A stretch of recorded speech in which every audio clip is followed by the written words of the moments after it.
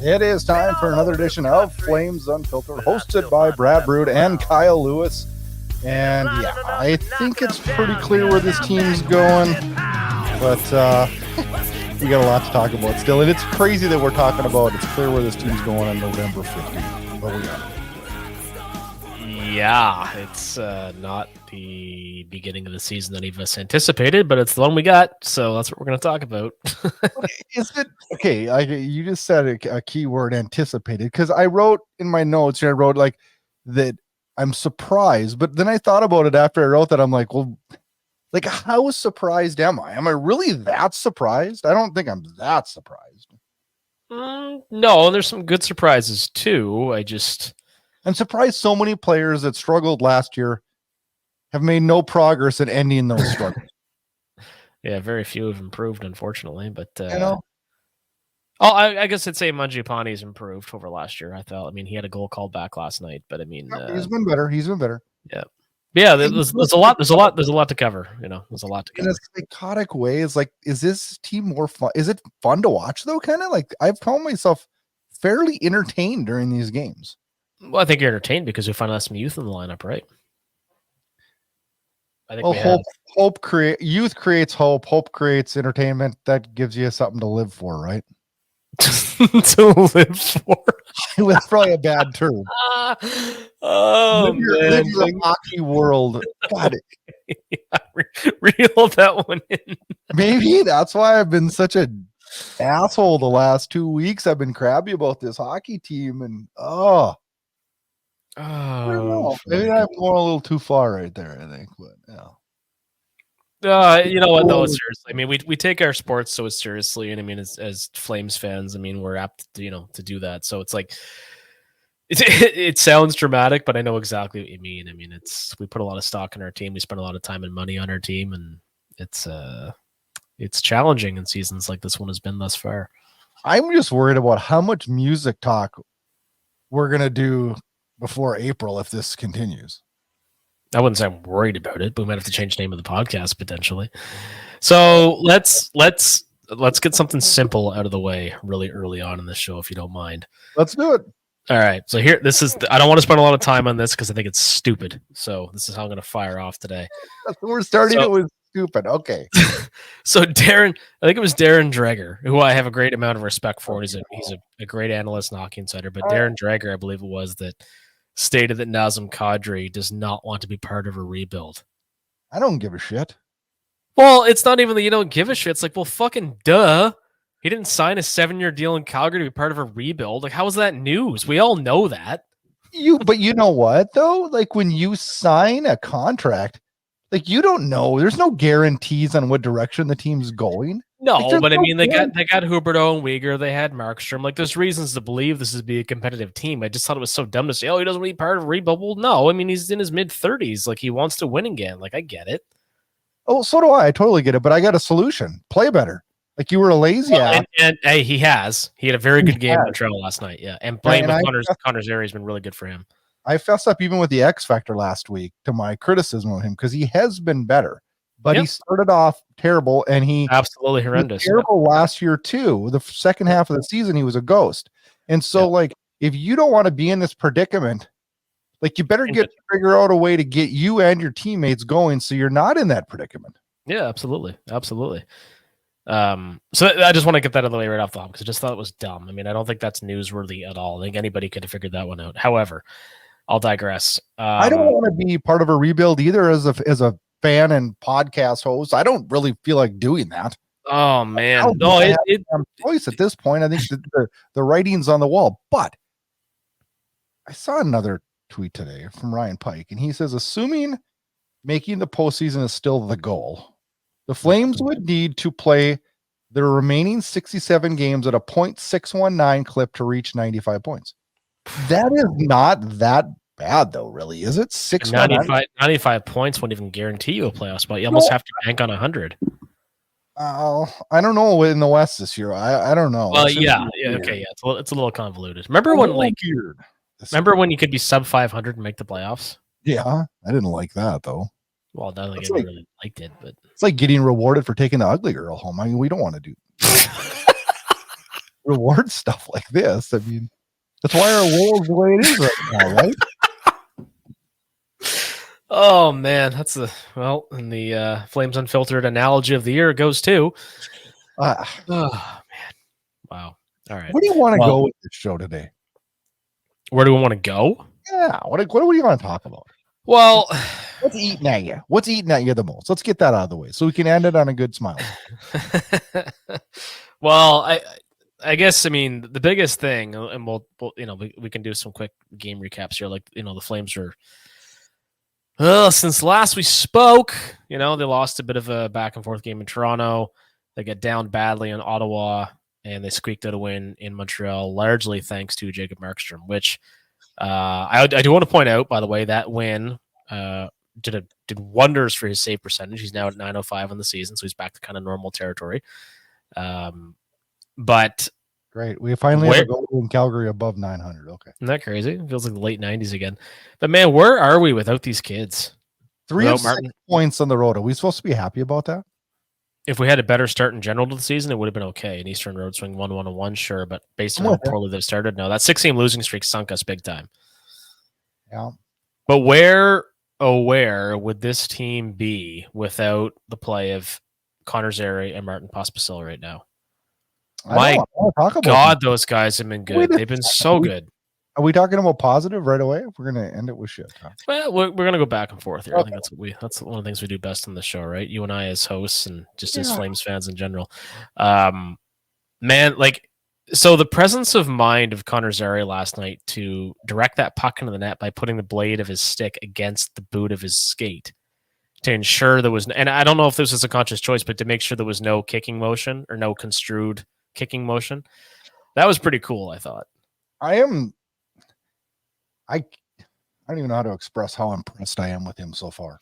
Connor Zary, this is what happens sometimes in pro hockey, and it's the strangest thing. So I'll use a weird example of like a Garnet Hathaway. So Garnet Hathaway kind of randomly pushes away into an NHL team, despite having less than spectacular junior or minor pro stats. Connor Zary was a highly touted pick, but nobody would have predicted he would translate to this good of an NHL player. I don't believe.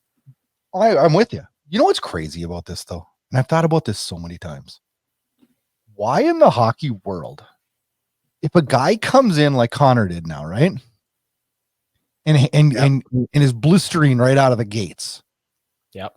We're going to view him from now on, barring I know it's a small sample size, but we're going to view him as a guy this guy's for real. Yep. Whereas if he'd have came in now and struggled in his first 6 games, had maybe a point or two, we'd be like, gosh, I don't know. And the reason I'm saying this, like, I remember when Monahan came, it was like, oh man, this guy's for real. Like right away we said that. And if you don't, like, the hockey world shuns you off right away. Just shuns you off right away. And I don't know, I mean, that's neither right or wrong, but this guy, every night I watch him, I'm like, oh, this guy's good. And I saw somebody put today on one of the Flames pages, I don't know which one, said, I'm penciling him as our future number 1 center. And I'm like, whoa, back the ponies up here. Like, this is a 6-game sample size. I'm super, super impressed. Yeah. But like, frontline center, I don't know. It's kind of a dig at our lack of depth as well, I suspect, but I do agree. Like, there's no guarantees whatsoever that this. I mean, remember Sven, another 47. 47, Sven Berchi's, 3 goals in 5 games back in, I think it was 2011. I ordered a picture of him. I ordered a 16x20 picture of him. You think I could get like 4 cents on eBay for that now? 4 cents. I have it. It's in my office still. 16x20 of Sven. Jesus, what the hell am I thinking? Well, it's hard not to get excited because I think with the one thing, and I heard this on Flamestock after the game last night. There was a caller that called in and said, I thought Zary was going to be a top 9 forward. Now I think he's a top 6. That I can get on board with. I do think he's a top 6 forward in the NHL. I'm with that. His creativity, his hockey sense, his pace of play. He's, it blows my mind to think, how good he's been. but again, it's not being talked about as much, but still as worthy of mention is Pospisil's play, how physical he's been, the points he's put up. Like, man, he's got 5 or 4 points in 5 games. I love what he's doing. He's got a sneaky speed. I like this guy too. Yep. Oh, man. Again, I mentioned this in the last episode we did. Like, was it the Nashville game? I forget. But anyway, when he broke in on the right side with just crazy foot speed for such a big man, I'm like, what the hell? Anyway, point being, Jacob Pelche should be back sometime, hopefully in December. And if you got a team that's got, Zary, Pospisil, and Pelche all playing potentially, maybe Coronado. I don't know if Pelche makes the lineup. Who's he knocking out? Who's he taking out? Well, I think somebody's going to get traded. Somebody's going to get moved, I think. Oh, and I don't doubt that too. But you know what I'm saying? Like, and I know you're like you're president of the fan club, but I got to throw a dig at you once in a while. And I pray that he pans out. But what I'm seeing from Zary and Prospisil is a little bit more dynamic. Yeah. Am I wrong there? Oh, yeah. Yeah, well, no, but I mean, we don't really. Pelche hasn't played yet this year, right? He had a good camp, and he did yeah, I know. Yeah. Oh, by the way, I should mention I was at the Wildcats games on the weekend, Friday night and Sunday, and I noticed on Sunday that they now have Jacob Pelche's like Calgary Flames, like they have all the Wildcats alumni who made the NHL displayed in the arena. So Pelche and Werner's Blasty jerseys now in there, and as a kind of a fun aside, in a week's time, the Wildcats are retiring Corey Crawford's number 29. Really? That he wore when he played junior here. Yeah, he was obviously 2-time Stanley Cup champion, Chicago Blackhawks. Very underrated goaltender for his era. So that's always kind of cool to see. Did you know that Connor Zary's +2, Martin Prospisil's +5, and we have Nazem Kadri -10 and Jonathan Huberdeau -13? Yeah, I knew the former guy's plus minus was positive. I didn't know Kadri's was that bad, and Huberdeau's doesn't surprise me. That was the other big topic of Flame Stock, of course, and everywhere of late is just how horrific Jonathan Huberdeau's been. We're going to talk about that on future shows because I don't even like that. We're honestly, I'm going to have to go buy a large coffee one day and sit down and just do a deep thought dive into my computer on just like what is going on and why and what can we do. Well, we talked about the article in Sportsnet about what Florida did well to help him succeed, and then last night and since and prior to that, there's been lots of talk about the Flames should acquire Anthony Duclair. What do you think of that? Like, honestly, if you can't pay a guy $10 million and have to pay somebody else to bail him out. Well, here's another problem I have with that. I'm like an old school guy, like shocker. I love consistency in lines, right? Yeah. And we were starting to get that in Calgary here about a week ago. We kind of think it was starting to work out, with Sharon Govich, Zary, Kadri. Lines are kind of coming together a little bit, right? Yep. And then we had to shuffle them to try to get Huberdeau going. So I'm sitting there to myself thinking, okay, we're trying to get an 8-year veteran who gets about a point a game in his career and just under that. And we're having to shuffle lines that are working to get this guy going. I don't know. I really don't know anymore other than just place him on the third line and let him work through this. Like, I don't know what the hell else we can do. Like, I really don't want to go get Anthony Duclair because for some reason, I don't think that's the missing link. Well, there shouldn't be a missing link for a player that good. That's that. I don't know how else you say that. I mean, you can't be a $10.5 million player and need somebody else to play with to be productive. It doesn't have to be a 115-point player, but it has to be productive. And 70, gosh, give us 70, right? 70 would be great at this point. But I mean, at this point with 70, yeah, like somebody commented last time as well, like he looks slow, and I agree. Yes. He looks incredibly slow. Like he's just. I think it's a mental thing. I think it's a sports psychologist thing. And you can talk until you're blue in the face about what Florida did well that Calgary doesn't do well. And those are all extremely valid points. But you can't put up 115 points in the NHL and then become a 50-point player at best. That doesn't happen. And somebody mentioned on Flames talking to Pat Steinberg, name me somebody else who went through this big of a drop. And, name one. Pat couldn't think of somebody off. Now, Pat said I'm sure there's been others, and I agree there probably has, but that have dropped off that badly, I can't think of one. I sat and racked my brain with hockey players over my lifetime of that have fallen off the face of the earth that bad. I couldn't come up with one. And I had to go to other sports and try to think, God, do I know a baseball player? Do I know a football player that dropped off that bad that quick? It's usually it's gradual, right?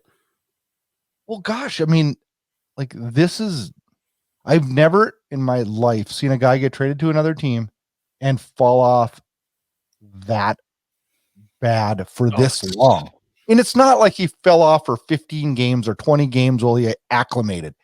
We're freaking out at almost 100 games in Calgary. Almost 100 games. Yep. Of not even mediocrity, of just mostly poor play. I don't know. I don't. The next thing is to scratch him or stick him on a line. I don't know. I don't know. But that's the thing. That's the point we're at. Nobody knows. Like, how many players have been in a funk? Like, let's take Josh Anderson in Montreal. Hasn't a goal yet, but he's playing well. Like, I've never seen a situation wherein a player is so stuck for so long. There's no such thing as a bad suggestion at a point with a player that's this stuck. You know what I'd be tempted to do right at this point? Like, I would be literally tempted to buy him and his family a freaking 2-week vacation in Mexico and literally just say, all right, just go, get away from these guys. And maybe when you come back, it'll something will happen. I don't know. Yeah, but why do I feel like there's so much more going on in this team that's not good? Well, clearly there's something. I'm not saying that's making Huberdeau play to the level he is. Obviously, that's on him. Yeah, of course. But I don't know. I think there's a whole lot more to this. I guess that's a bit of a segue into the other news that came out last week on Friday night about Nikita Zadorov. Probably the big news, right? Probably the big news of the week, I would say. Yeah. I talked about this a little bit on X, Twitter, or whatever you want to call it. I'll always call it Twitter. I really firmly believe the league and the PA needs some kind of an understanding wherein there should be heavy fines levied against agents that behave this way. It is incredibly unprofessional. And Zadorov fell off a cliff in terms of my respect for him when he backed up his agent, because I just thought that was pathetic. Like, all you're doing is handcuffing your team. It's unprofessional. It's not necessary. It doesn't help anyone, and I cannot fucking wait for him to be gone as a result of this. I really can't. I tell you what. I read this, and I had to play a funny one on Friday and Saturday night. Our junior team played, so I tried to not watch or go on my phone during the game so that I could come home and then watch the game, right? Right, yep. And as soon as the Ottawa game gets over, I'd look at my phone, and I'm like, what? Like, what's going on here, right? And the only thing that just stuck in my head that just got me irritated beyond belief is the fact that freaking 3 weeks ago, Nikita Zadorov pipes up in the media, because he's always got to be yapping, and says this team is full of individuals, and he's calling out his teammates for being individuals, and then he pulls a self-centered individual action like this. Oh my God, get out of here. Yeah, and then to say, well, he's my agent, he blah blah blah. Like, no, that's not okay. You can't, like, I'm getting frustrated just thinking about this. So for the longest time in the league, the players had no rights, the 60s, the 70s. I mean, and then, there's a whole Allen Eagleson thing, whatever. Eventually the players have rights. There's kind of this power struggle between the players and the owners. And now it's like, the players have so much power. They have no movement clauses. They can dictate their futures. The bidding wars for these guys' services is insane. The money that they demand trades, but teams can't demand. And that's just it. And it's so Zadorov, to me, all he did was just prove that, hey, he's one of the problems in this locker room. He is. And now he's become the biggest problem because of how he chose to handle it. It was embarrassing. And if I'm any other team in the league, I'm like, do I really want this asshole on my team based on how he threw his other team under the bus? But think about this. He's going to be on his 5th team. Yep. That tells you something, doesn't it? I think it does. And Yeah. you know, But this not in every case, because in a case like Mike Sillinger, Cole Sillinger's father, he played for like 18 teams Yeah. or something crazy. he just But happened to be that type of yeah, he was great he on was face-offs. He was a good penalty killer. Everybody wanted him, right? he was that fringe guy that just couldn't land big contracts, but yet was effective in the role that he Very, played. very useful. You know, Yeah. And Zadorov's the same way. Zadorov's a big, hard-hitting defenseman. Like, I get the appeal. Zadorov's super fast, can check great. He's a intimidator out there in a way. But the guy just makes extreme mental mistakes though too. In it was glaring in the Ottawa game, right? Oh, yeah. Was it ever? But the thing with Zadorov is like he thinks he's freaking Cale Makar. Yeah. Anyway, the thing is, and what bothers me about the situation, among other things, it's like, well, the Flames are in no rush. It's like, no, get him out of there. You want to be gone? No, Kyle, we I know, and I want to be like that too. But right now, it's like, all right, we have the leverage. Now we're going to use you, and we're going to get the most we possibly can. No, I don't know what that looks like now because all he did was drive his value down, but we'll see. Do Anyway, you think I've been down I can't that wait for him to be gone. Oh, yeah, absolutely. Yeah, 100%. I mean, he's still in demand, obviously, but I mean, all he did was handcuff his own team needlessly.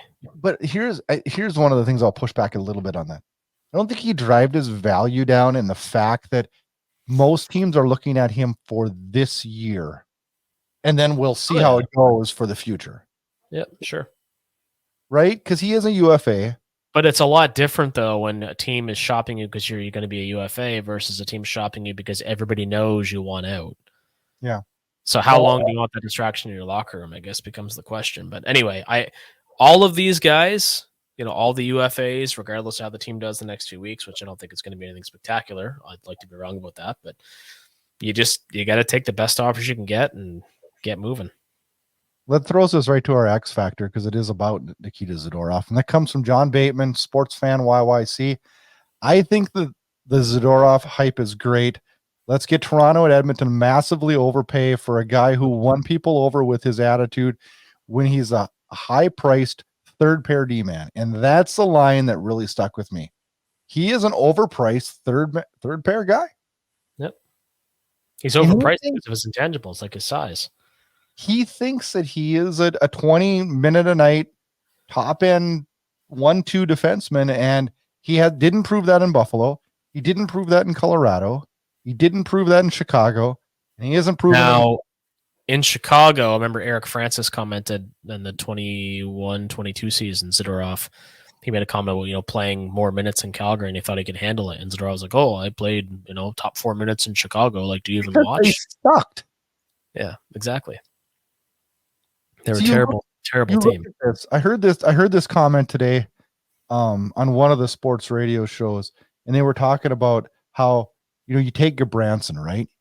Mm-hmm. He was perfect in a third pairing role, and on the right team, and you move him out of that, and he's not worth a darn. And now I honestly believe that whoever takes Nikita Zadorov, if you try to plug him in a top 2 thing, I don't know. Oh, Eric Goodbranson should be sending half of his salary to Daryl Sutter. Daryl Sutter drove that guy's value through and Eric Branson's a fantastic teammate and a really good guy and a decent hockey player, but he does not get that contract coming off any other season in his career, and he never has a season like the one he had under Daryl Sutter. And Zadorov's not that much different. Yeah. His value was greatly inflated. You're definitely there. Thanks to John for that. I agree. Thank you. I agree. I read that and I was just like, you know what? He makes a good point there about the third pairing. It's like I said in the last show with Benoit Sherratt or Chris Tanev, Sherratt the return they got on him was just stupid. Zadorov hopefully will be a similar case. How long do you think before he's moved? 3 weeks. You think it'll come that quick, huh?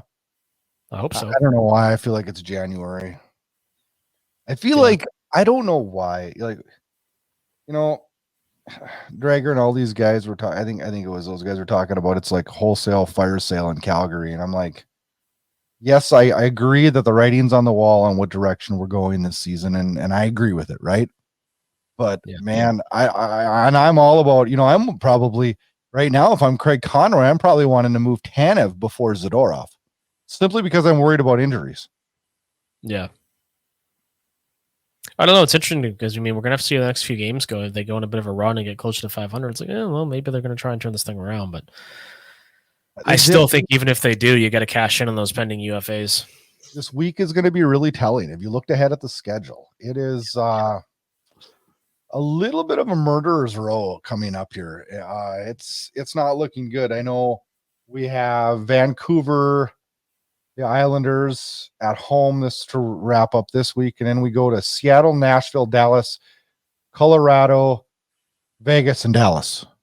Oof, that's a tough way to end the month.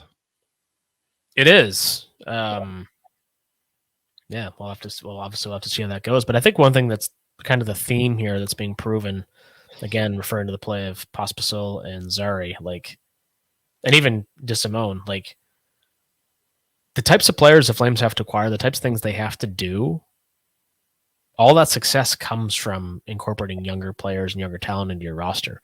It's finally catching up to this team that you can't keep signing free agents and making trades and expect to be a winning team. It just doesn't work that way.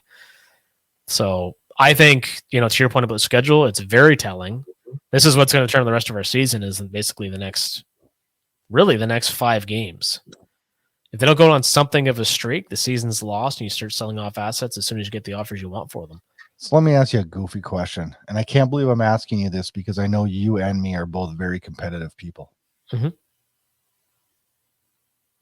Do you want this team to win? That's not goofy. That's a great question. Yes, I do, but I have no faith that it's going to go anywhere. I know. So and I'm not saying like tank it to be the worst, because I don't think that's even possible with the talent we have, which I guess we're proving that it is. But I don't know. I feel like the injection of youth that we have, and you get all these UFAs out, we're going to have to gain some roster players out of them too, not just prospects and draft picks. Yep. Because we have to field a team, because if we don't and we just have all young talent, it's not a fair position to put them in. No, I don't think that'd be the case anyway. I mean, we have enough contracts we can't get rid of. So yeah, exactly. Or getting rid of them would require a lot of creativity and salary retention, which isn't particularly interesting.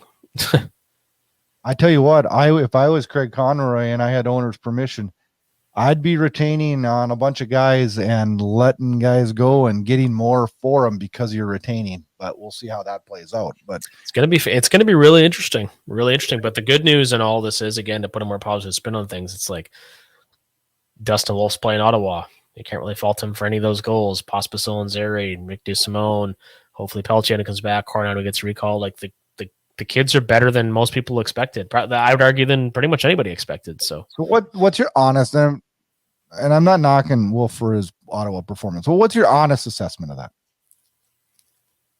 I thought he got hung out to dry by his teammates. I thought he was quite good. Okay. He didn't steal the game, but I mean, I don't think it was realistic to expect him to.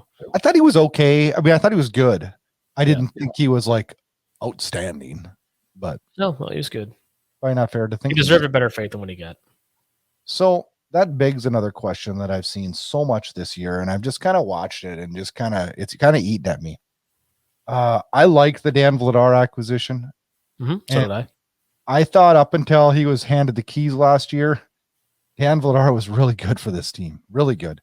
And quite honestly, this year I don't think he's been horrible. He's been a battler, and done fairly well. But that begs a question, just looking at social media and stuff like that. I feel like so many people in this market want Vladar to suck, when I want him to be good so that we can get a better return. Now, do I think it's going to be a great return? No, I don't. I don't. I think we're going to get a 5th round pick. I seriously think that's what it's going to be. Yeah. But I don't know. Injury troubles could bring him up maybe as high as a low 3rd, but even that's a stretch. I don't even know if I want Wolf on the team this year. Like, I don't know if I want that. I think that's maybe better for next year, right? Well, yeah, but I mean, he can also only over-ripen in the AHL so much for it's like, okay, like what more does he have to do to get his chance and stick here, right? I understand what you're saying too, because there is the propensity to potentially ruin his confidence, which is another danger, right? You know? But I've also accepted the fact, after much thought, that I'm as open to trading Markstrom as I am Vladar. Absolutely, man. The salary would free up. The only thing I'm going to say about Dustin Wolf too, and this has been talked about a fair bit, especially after the game in Ottawa. Man, his lateral movement is as good as any I've ever seen. It's no wonder a guy that small can make the NHL. Like, he moves so fucking well side to side. It's incredible. I hope his body can withstand that for years, because that's the question mark, right? You know, that's the part that scares me in this whole thing. And I'm not trying to be. I know some of the listeners probably think I'm down on Wolf, and I'm really not. I want him to be as good as everybody else does. Yeah. I really do. I'm not one of those people that's like, I know he's going to be great, because I've watched so much goaltending and seen guys like Parsons and all these guys that were supposed to be the next savior come. And it's like back the horses up, guys. Like, this guy has the potential to be a wonderful NHL goalie, but you can't bank on that right now. You just can't. He's got to be put into the right situation. Yeah, Leland Irving, Tyler Parsons, like you said. Leland Irving. I was so excited for him. Like, I really was excited. Brent Cron. Let's go back, almost 25 years ago. Like, I'm so glad Brent Cron didn't work out, because I love listening to him on the radio now. Yeah. He's so less fun to listen to if he would have been good. Yeah. Another guy, I don't know if you've read his book, but Jamie McLennan. Have you read his book? Read his, oh gosh, that book is out of control. Out of control. Who do you think's been the best Flame this year?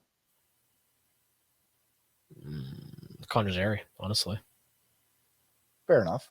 Yep.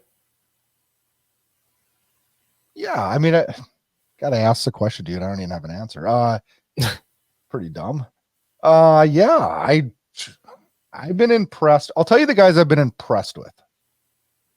And the list isn't very long. No, I wouldn't think.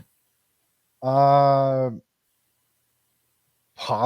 we've said that. Yep.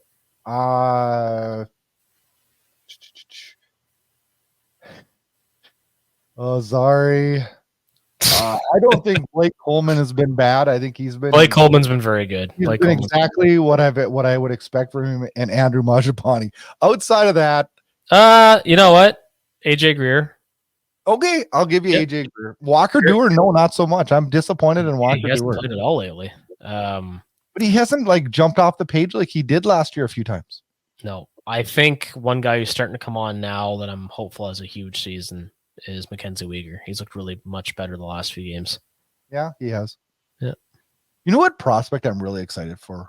Because I think he's going to be I'm on the Slovia. I think he's going to be great for us. We're going to need him to be once we trade all of our other defensemen. He might be a top pairing. Yeah, once Zadorov, Hanifin, and Tanev are gone, he's going to be very important to this team. We may need to acquire a few stopgap players. He better start looking at numbers lower than 98 to wear. The good news is there'll be lots of them available. Well, 8 will be available. You can just strip the 9 right off of there and wear 8. Frig. Oh gosh, that's scary to think about a little bit, isn't it? Well, it is, but I mean, it's also uncharted waters for us, right? I mean, it's Shane Stevenson or somebody writing for Flames Nation had written, about the young guns and said, I promise I won't use that term again. Well, because, harkens back to the late 90s, the 2000s, how terrible those teams were. Well, that we could be headed towards something similar for a couple seasons. Remember Rico Fata? Yeah, he played here in St. John. Fastest skater I ever saw. Really? One of the fastest players to ever put on a pair of skates, guaranteed. Oh, that's all he could do. Gosh. The man, he was fast. Yeah, or number 15. 15 and 44. Yeah. There's been a lot of draft picks I've been way too excited for. That's why I look at the draft a whole lot more, because I've learned over the years. Yeah, Matt Pelich, Chris Chucko. I wanted Chris Chucko to suck. Well, you got your wish. he's an old Minnesota Gopher. I can't stand that. Oh man, that's too funny. Oh gosh. You know what I'm bidding on? Well, I have a bid, and I haven't checked it recently, but in terms of game worn hockey jerseys, this is a fasting one to me. I'm going to tell you why. Tony Amonte's 2005, 2006 Blasty. Did you like when he was on our team? Because I didn't. I liked. You know what signing I was excited for, and this is embarrassing. I was excited when we signed Owen Nolan. That's not embarrassing. That's great. Jeez. No, gosh. Oh. So that jersey, the Amonte one, is significant to me because that summer the Oilers got Pekka and Pronger. The Flames got Tony Amonte and Darren McCarty.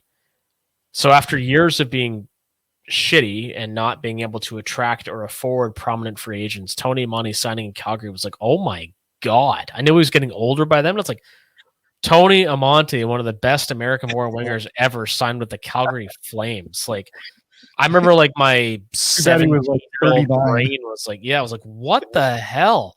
So, yeah, I'd love to pick that jersey up. So we'll see how it that goes. would be cool. You don't have a Blasty game worn, do you? Oh yeah, I got 3 of them. Oh, do you? I have Michael Stone's reverse retro Blasty, but in terms of original Blasties, I have Dave Lowry's from 2002, 2003. And I have Denny Gautier's preseason from 0203. I gotta find a Sean Donovan. That's what I'm looking. We're gonna find you one, bud. I know. We're on the What's your birthday? Actually, in a couple days, November 26th. Oh, mine's December 1st. Who knew? We didn't even know that. We talk every day. We don't know each other's birthday. Yeah, right. It's a guy thing, right? Like, it's a guy thing. Yeah. So let's talk a little bit before we let our listeners go on about their day or their night or wherever time they're listening to this at. Mike Vernon goes into the Hockey Hall of Fame. Deservedly so. We had a great chat about this, a couple months ago, you and I, about, the argument that, he out-battled every other great goaltender of his generation. That's why he got in. So, yeah. He's an interesting player. I love his interviews. He's an interesting guy. If you've ever met him, he's a very interesting guy. I watched his son play junior hockey for a lot of years. They were one of our big rivals for our junior team here, and it is. Matt Vernon? Yeah, his son played just like Mike, like literally just like Mike, and same size, same battle effort. And I believe he went on to win a Robertson Cup in the North American Hockey League with the Aberdeen Wings. And so I know I just Mike Vernon. I found myself thinking just of his Calgary career, but the impact that he had in Detroit was so big too, so big. Well, he made the playoffs of the Florida Panthers too, and the San Jose Sharks. He won everywhere he went. I forgot that he came back to Calgary. Then he changed. I have an autographed photo of that return to Calgary behind me, behind my green screen. Another 59 games back in Calgary. Yeah, he went 12-23 in one of those seasons. Don't ask me why I remember that. He did, but not a good goals against guy here. Oh, fish. No, but he actually did shut out the Red Wings in one game after his return. Now, the one thing I always wanted, I met Mike a couple times, and I wanted to ask him, and I always forget, why did he wear 29 when he came back? I never heard anybody talk about it this week. I thought that was something that somebody would have asked. Yeah, and somebody in one of the I'm gonna find that out. I'll figure it out.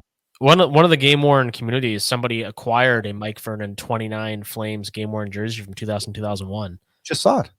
Yeah, absolutely beautiful jersey. It's actually the same one that's pictured in the photograph here in my office at home. And like, I don't know, like, I love the Blasty helmet that he wore. I loved his pad setup, like kind of the checkered Flames cut. Like, anyway, just everything, but it was great.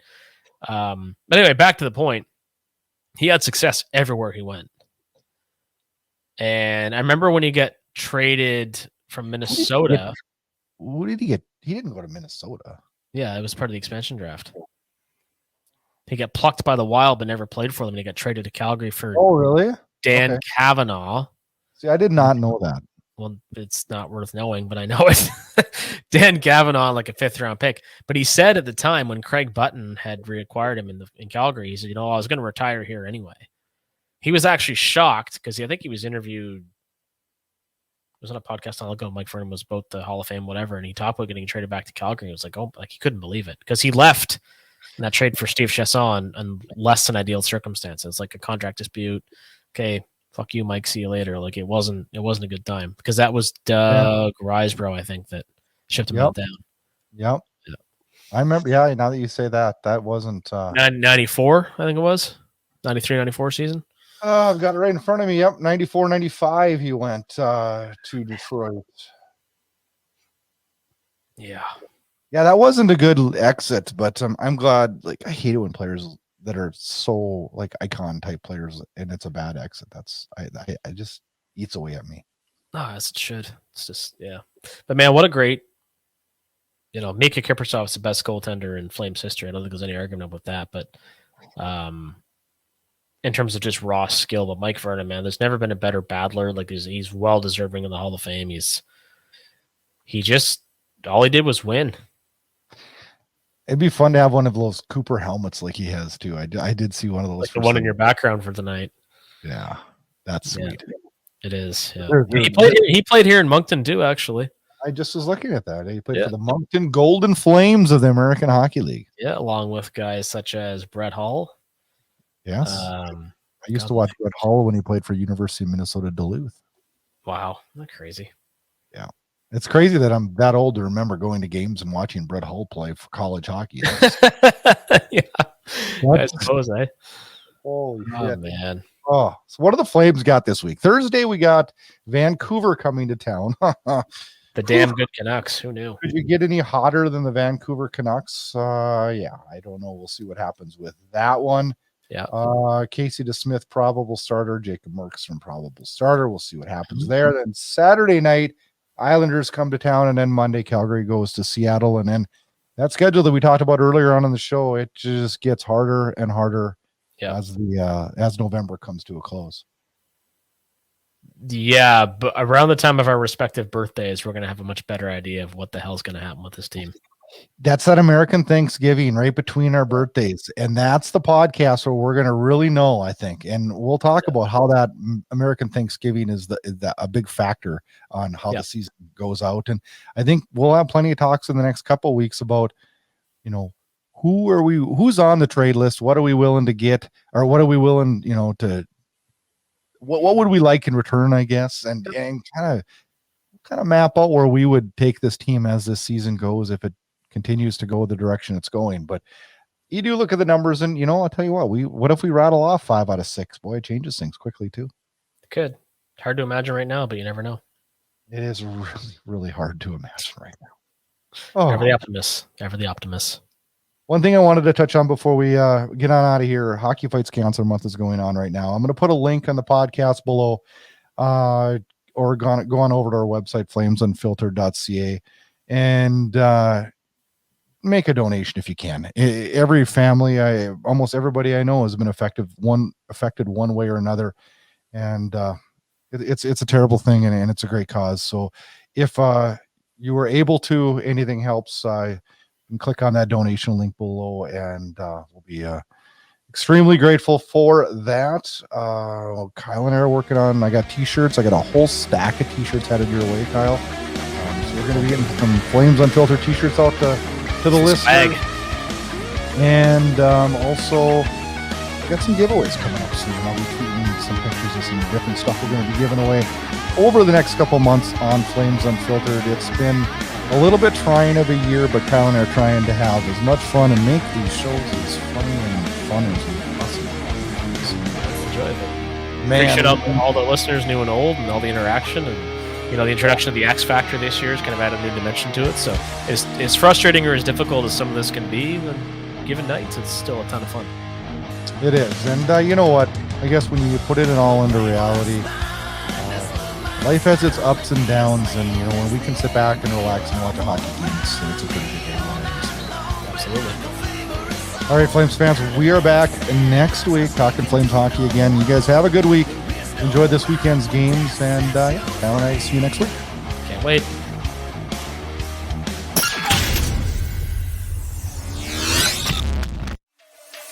Thanks for listening to Flames Unfiltered with Brad Burud and Kyle Lewis, your source for unfiltered Calgary Flames hockey talk. Keep it locked on flamesunfiltered.ca. Subscribe where you get all your podcasts to never miss an episode. Flames hockey talk every week, presented by Inside Edge Hockey Media Group.